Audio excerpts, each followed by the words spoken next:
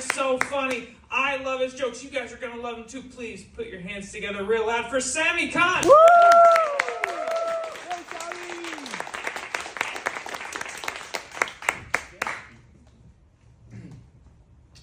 So, I don't know if this is a guy thing where we just feel like we can just do things we're not really qualified for.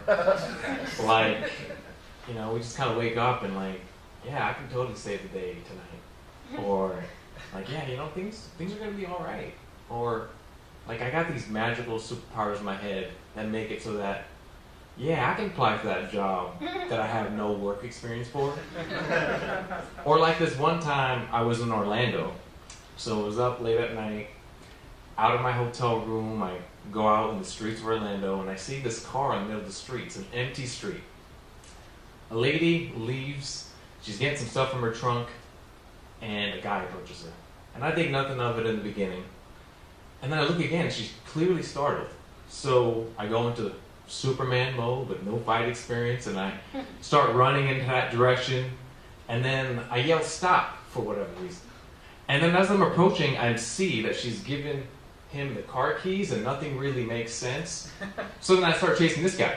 And so this guy starts running and he kind of just trips over the sidewalk. And I put my hands up in the air just like this. And no boxing, no jiu-jitsu, but I look him dead in the eye anyway and I say, I don't want to hurt you. Just give me the car keys and everything's going to be okay. And he kind of gives me this look of disgust, like, who the fuck this guy think he is? And he says, bruh, I got a gun in my hand and I'm going to shoot you. And then I look down at his hip and inevitably he has a gun pointed at me the entire time. So then I put my hands up in the air, kind of go into this like, oh, my bad, bro. Like, you know, I don't understand the streets like you do. I am just a Google software engineer. I'm just gonna pick up my shit. You know, you carry on. Yeah, you steal that car. Yo, lady, I'm sorry. You're all by yourself right now. Like, just watch as he just goes back into the car. He reverses out of there, and he just goes away. And relationships are similar too. Like, you know, anytime you're talking to your partner for an extended period of time and they start talking about their work drama, I don't think we're qualified to do it. So I figured out a solution to this problem. You know, I was trying to figure out, like, you know, okay, they clearly want me to listen. I'm not a good listener. What am I going to do? Kind of want to also have some clarity in my head. So I work today, and then you stop. As soon as they have that cue, you just look them dead in the eye and you just start nodding. Start nodding. Right? You throw in a, that's interesting, you know, just to keep them on their toes just a little bit. Right? And maybe something a little bit more dramatic, like, wow, that's wild.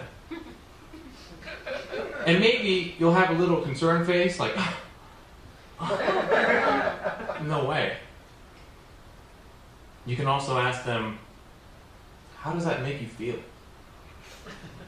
know, and now they're talking about their feelings, and now you got them really going. They're talking about their feelings.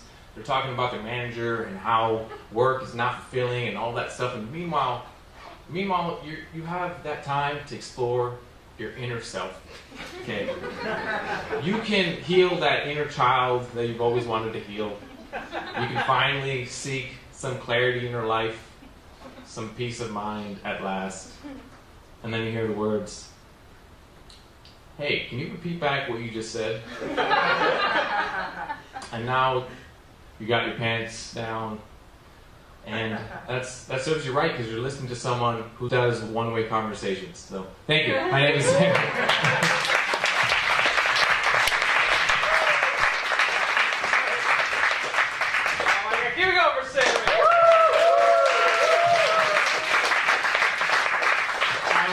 I love that story about deciding to be a hero and then deciding not to be a hero. Oh, it's so good.